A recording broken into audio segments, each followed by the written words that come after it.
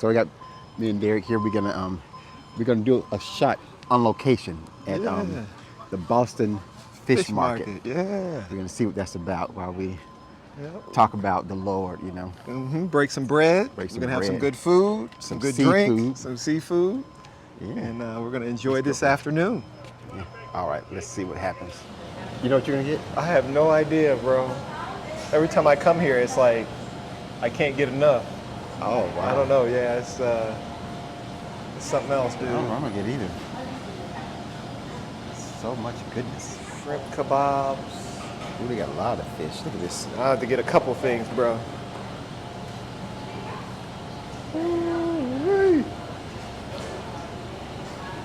King crab legs. Oops. So we're trying something a little different today. We got some.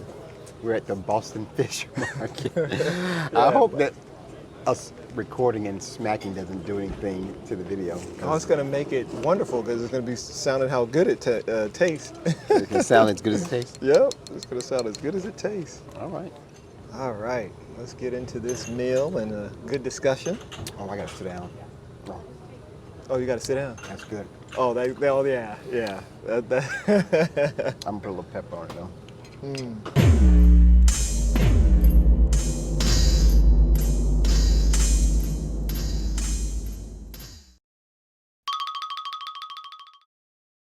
Oh, so what are we talking about this week, Rick? I mean, I called you Rick. Rick, That's my Derek. office mate. His name is Rick. I call everybody Rick because I'm always talking to him. Oh, this is great. So we're talking about Jesus and how he spoke in parables. Okay. And the importance of those parables, right? Okay. And not only the importance of them, the power in them, the dynamics of them, Yeah. potency in them, Yep. how they Because transcend the natural and the spiritual at the same time. same time, right? Yeah. And they're literally something you could read over and over again and truly not get the full understanding of them. Jesus would literally be out teaching, and literally he taught in all parables. So he never taught unless there was a parable within the story. And there would be times like the disciples would come to him and be like, what does that mean? And why are you doing this? Why are you teaching in parables? And Jesus would give the explanation and reasoning as to why he would literally teach in parables. But parables are unique. They're designed for you not to basically understand the message of the story.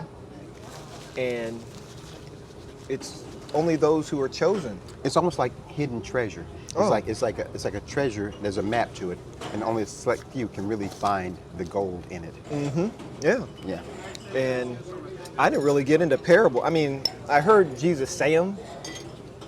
But I just took like we said before, it's got multiple sides to it. I normally just took the natural side of it, usually. Yep. You know. And in that natural side, you're missing the full expression of what that parable was meant to do. And the way that I look at a parable now is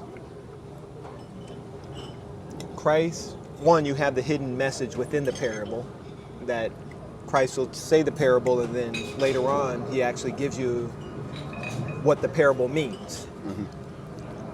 But I think in that contrasting between when he just says the parable and then gives the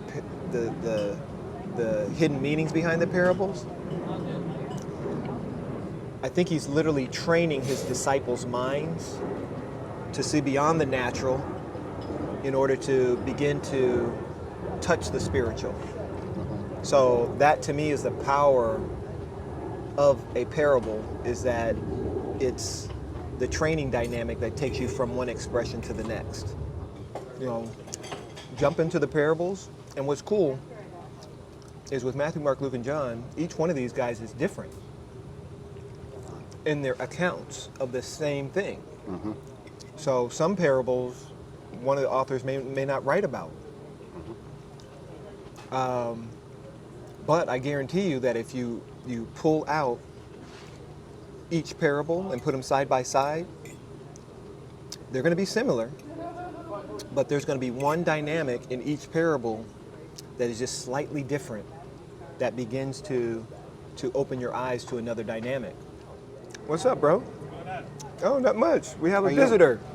We have a visitor. We're actually recording, man. Hey, Joe and Charles, how you doing? Yep. Have a seat. Yeah, we're actually talking about parables right now. Okay. Yep. And how life transformational they are, but you can't look at them through the natural eye. And they're not designed for us to understand them through the natural eye. Okay. So, and within them, there's intricate keys that unlock life for us. So, Okay. yeah, so that's what we're just discussing right now. And Here comes some more food. here comes some more food. So I'll move this out of the way. For this, chicken calamari. That's right in the middle. And yours. That's a lot. So Okay. I have the grouper. Grouper goes to this guy. You move your salad plate, I guess. That's the grouper for you. I have rice and veggies for the grouper. The same for the lobster tail. I'll take that one. That's for you. I'll be right back, okay? All right. Wow. Bro. We're so glad you came. Yes. So did you guys do a shoot today or? We're doing It's it on right now. You're on the show. You're on the show. Okay, sorry. Sorry, what are you sorry for? But yeah. Okay, so go ahead. You guys are discussing it. No. Today's topic, which is parables, how Jesus talks in parables. And we're just talking about it, you know, like what does it mean to me when I think about parables?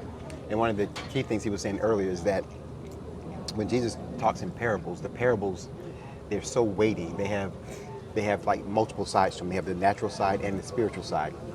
Like I can remember when I used to read parables, I just basically just took the natural part of it, you know, and that was that, you know. But they have so much energy and so much power that they can transform like any little thing into something completely different. This is the parable of the sower. So here then the parable of the sower. When anyone hears the word of the kingdom and does not understand it, the evil one comes and snatches away what has been sown in his heart. This is what was sown along the path. As for what is sown on rocky ground, this is the one who hears the word and immediately receives it with joy. Yet he has no root in himself, but endures for a while, and when tribulation or persecution arises on the account of the word, immediately falls away. As for what is sown among the thorns, this is the one who hears the word, but the cares of the world and the deceitfulness of riches choke the word. Now, I've never really noticed the deceitfulness of riches, because it does deceive you, because when you try to go get all those material things, Yeah. Or when you have them, or when you have them, you like, takes your time. It grabs you. yeah, and now you have to serve it versus it serving you. And now you find yourself not having joy and peace and patience because you're always trying to serve that thing that you went and got that you probably was like, I shouldn't have got that, you know. But deceitfulness, you know, our eyes, man, they can play tricks on us. I did a test of that. Right? Yeah, okay. But I think he's talking about the deceitfulness of the riches. Right. So it's like the riches are the things that are going to deceive you. You think that they're going to say, okay, you have this, you have me, Right. you have something valuable. There you go. But that's really deceitful because what you have is another pain in the neck. There you go. Yeah. I mean, literally. Yeah. But, Yeah. yeah. Yeah. It doesn't have to be a pain in the neck if you got it responsibly, I suppose, and you're taking care of it. Well, and I think it's the pursuit of those things, right? So if you spend most of your time pursuing those things, thinking they're the things that are going to make you happy, Okay. you know, hey, I'm going to get this house because it'll make my wife happy. So now you get the house, and she still ain't happy. You know, or you think, man, if I buy this car, you know, it's going to make, yeah. Yep. Yeah, you think it's going to do all this for you, and then you turn around and you're like, it's not, it didn't do it, you know. So that deceit, that it deceives you about the joy that you thought it was going to create, you know. And then it goes on to say, so the deceitfulness of riches choke the word, and it proves unfruitful. So what you thought you were going to get, you don't get. As for what was sown on good soil, this is the one who hears the word, understands it. He indeed bears fruit and yields, in one case 100-fold, another 60, and another 30. So, you know, even understanding what fruit is important. The parables help us understand life and what distracts us, how life tricks us into going after fool's gold, you know. Well, all that glitters isn't gold. So it's very empowering to understand these things as to why they animate us, why we go after them, what purpose they serve, what purpose they don't serve. And, you know, life becomes fun after that. Yeah, I mean, just seeing people I grew up with, right? Kind of to what you were saying earlier. You know, I think I talked to you about this. It's like, you know, a couple of friends who make really good money in businesses, right? And they make a hell of a lot of money a month. But they keep on going after more and more riches. Mm-hmm. I'm like, wow, aren't you happy with what you got? You know, when's enough going to be enough? Mm-hmm. But they're going to me when I see this. I feel like they're going after something that's unattainable. Like, you know, they think they're going to be happy. You know. Yep. But then I also see the other side of it, where I know some people who came up in the business, right, or in business and stuff. During that, when they didn't have any money, I should say, they were deceitful. Okay, and they were kind of shrewd, not cutthroat, but you know, they did deceitful things to get where they're at. But the difference is those people, once they got to where they're at, they actually stopped. And Stop being deceitful. yeah, and then they started going toward God and trying to be more helpful to other people. There's a few of those. Right. Yeah. Not a lot. Not a lot, but just from my experience, it's a lot of. And I think that's a valid point. I mean, Because everybody's not the same. Some people are going to get it, some people aren't. yeah. God has designed the natural to have natural consequences. So there are consequences, even if we do something that we don't even realize we're doing or we don't intend to do, there's going to be consequences. There's the laws of the natural that he has created, you know? Sure. And so you just have to do the best you can. Yeah. Guard yourself. And the principles help to bring out some of those laws in a way that isn't so much legalistic as it is to self-evaluate yourself to see if you're violating those laws by evaluating the fruit that you keep eating. Christ has to be one of the most profound teachers ever to walk the face of the earth. Yeah. I was just thinking, because we use the term internal dialogue a lot. We use it because we know what that means. Yep. I was thinking, how can we express that in a different way?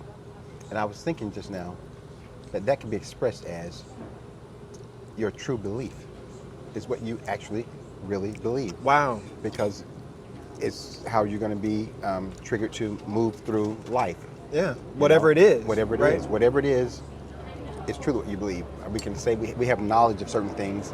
We have information. We have whatever. But when we act, it's based off that internal dialogue, which is what you really believe. Right. You know. Yeah. I've noticed every day my internal dialogue is challenged. Oh, is that right? In what Yeah, way? every day. Explain. Give me an example of that. Because the way we analyze data is we compare data points one to another. And when we compare those data points, we're looking for ways to optimize to achieve the greatest good. So I'm always analyzing whether something is good or whether it's bad and how it affects me emotionally. If I'm in a situation where I'm being affected in a negative way, my emotions Sure. internally, that's what I'm feeling. Yep. So I find it a fight that I'm in environments that I can't control. I'm looking at whatever's coming my way. So when that information comes in, I quickly, it's natural just to look at it, evaluate it, and say, oh, that's a good thing. Or evaluate it, look at it, and say, oh, that's a bad thing. Because your emotional state is affected by what the information that's coming in. So my ability to count it all joy when I'm seeing it and I'm feeling it and it's painful, it hurts, it sucks, it's hard to maintain that count it all joy through going through whatever is in front of me. So let's say you're at work, you walk in, someone broke something, they didn't say they did it, and now you're walking in and you have deadlines that you have to meet, but now you can't meet them. How does that make you feel? Okay, so for me, it's a little bit different. I have Okay. a different take on it. So I don't think I weigh the data points, so to speak. I think when something's different, something falls outside of my internal dialogue, my faith, my belief, Yeah. I try to understand it. I'm like, there's got to be something to this. What is it? Something, because I think part of my internal dialogue is that nobody's intentionally a prick or evil or whatever. I think that's just their internal dialogue. That's what they do. That's what the information they have. That's their background. Past data points. That's their past data points. That's how they became who they are, Okay. And so I try to understand. So there's got to be something that's making this way. Or if it's the case that you just said where somebody broke something, I'm like, okay, this is broken now. At that point, it's broken. Like a lot of people at work, we got to find out who did this. What's the cause? I said, where do we go from here? That's my train of thought, because it's broken. We can do the root cause analysis Yeah. later. Yep. Let's get it fixed, get it going, as opposed to pointing blame, because nobody wants to be in fault. That's the common dialogue for most people. They're like, we got to find out who did this, because they got a head's going to roll, because I'm not falling for this. I'm not going to Yeah. take the fall for this, But I'm not saying that what I'm doing is right. I'm just saying that's just the way No. I do, because I like to understand. Like I told Derek, I love the gray areas of things. I'm not really keen on black and white. I like to know what's in between, and so I like to understand it, So I'll try to understand it. And then if I can't understand it,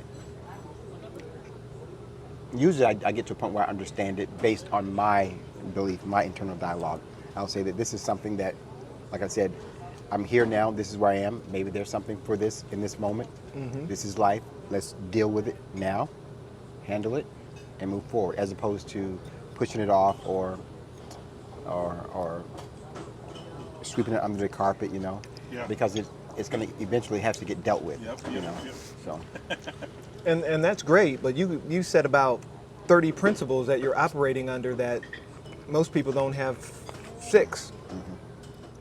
one of the principles that Jesus taught is to not only love your enemies, I say pray for the ones who persecute you and be good to them, Yeah. It's like, how are you going to be good to somebody who hates you? And that's like, We were talking about that earlier. but when you do that, it's like, now they say, how can I persecute this person? This person's been nothing but good to me. What am I doing? It's off. It doesn't balance. Balance out, So yeah. it's like they have no choice but to flip, or at least calm down. Calm Right, down. calm down. Yep. Yeah. So- Yeah, I mean, we were talking about that earlier. Because in the Bible, it says it's easy to love somebody that loves you back, right? But it's hard to love somebody that doesn't, right? And you have to love them to change their heart. Yeah, you do. And you have to make, and that is something that's not natural. I don't think that's No. that's spiritual. That Yes. Jesus teaches that. You need a lot of spirit. Yeah, but once you do it and you see the fruit of it, Yeah. it becomes real to you, and that becomes part of your inner dialogue. It becomes part of your faith. Yes. You believe and it. that's when it sticks. Yeah. When it becomes part of your internal dialogue. Yes. Yeah. You can't have what's the word? You can't have expectations, Exactly. right? That's it. Yeah, and I'm learning that. Yeah. And It's my it's journey. and it's not that you can't have expectations. It's that Ooh, yeah. I'm see what you're gonna say. yeah, site data driven expectations Yeah. will always let you down. Yes. Yeah. Yes. So having the proper expectations That's what I'm getting at, yeah. that God sets for you, Yeah. You're right. it goes beyond what you can even comprehend. So You when you know- expect to experience something wonderful, something different, something new, something alive, that's what you're gonna get. It's like, oh man. Yeah, you're planting that seed. Yeah. Yeah. And that's the beauty of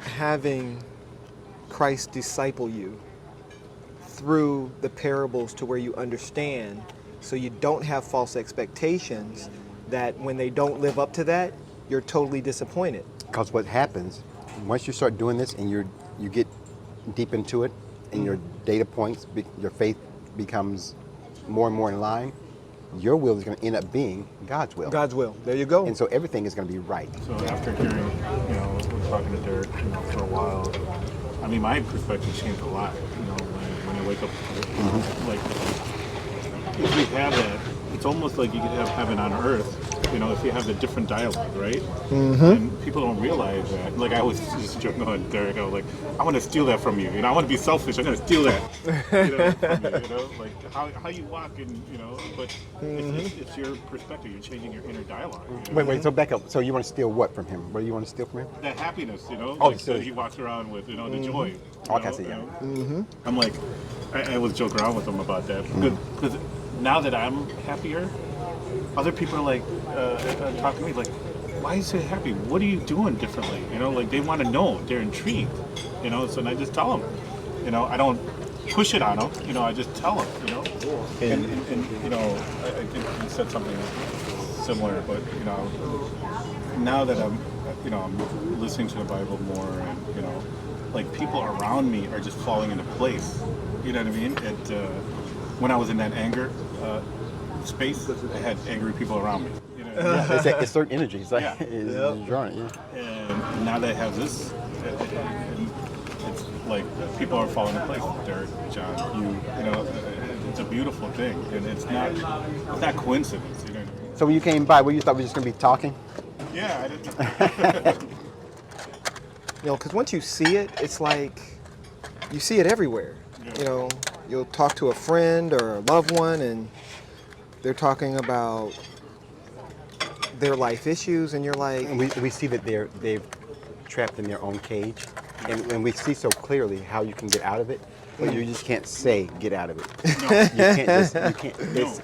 It's a progress that they have to go through. It took me talking to Derek daily, almost, and like I said, when he first started talking about changing your internal dialogue, what are you talking about, this is applicable for every area of your life. Yes. Every area, yeah. Diet, relationships, school, work, play. It's applicable everywhere. And once you get the principle and realize it applies to everything, life becomes very predictable as far as what you expect to experience. Yeah, there you go. Heaven on earth. Thy will be done on earth as it is in heaven. Well, thanks for coming out today, man. I appreciate it, man. That was a treat, bro. Yeah. Thanks for coming through, Great conversation. hanging out with us, and we're about to head back to Naperville. Yeah.